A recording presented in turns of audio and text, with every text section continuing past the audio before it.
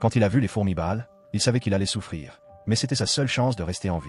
Quand cet homme a enlevé son t-shirt, révélant un corps maigre et osseux, il a regardé devant lui et vu des fourmis balles. Son regard était rempli de désespoir. Mais une seconde plus tard, il a pris une décision radicale.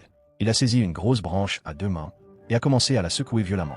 Des centaines de fourmis sont tombées sur lui. Et au lieu de fuir, il les a laissées mordre sa peau. Plus ça faisait mal, plus ça le gardait en vie. La douleur des morsures boostait son adrénaline, lui donnant la force de continuer. En réalité, cet homme était perdu dans la jungle depuis 1 mois. Un jour, il a trouvé 2 œufs d'oiseau. Il a cassé le premier, et à l'intérieur, un oisillon non éclos.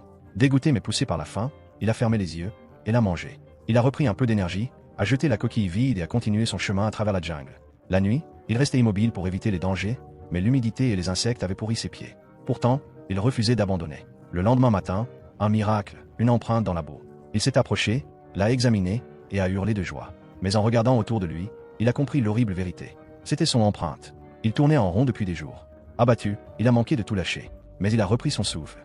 Pas question de mourir ici. C'est là qu'il a entendu un bruit et a trouvé une femme sauvage. Il était fou de joie, mais elle a pris peur. Avec des gestes, il l'a calmée et ils ont cherché la sortie ensemble. Petit à petit, ils se sont rapprochés, comme un couple. Mais au réveil, elle avait disparu. Elle n'avait jamais existé. C'était une hallucination, causée par le stress. Détruit, il s'est laissé sombrer, jusqu'à tomber dans un marécage.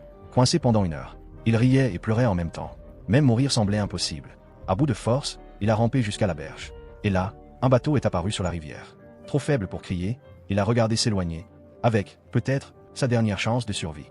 Cette histoire t'a touché? Partage-la pour que personne n'oublie jusqu'où peut aller un être humain pour survivre. Et n'oublie pas de t'abonner pour ne rien rater.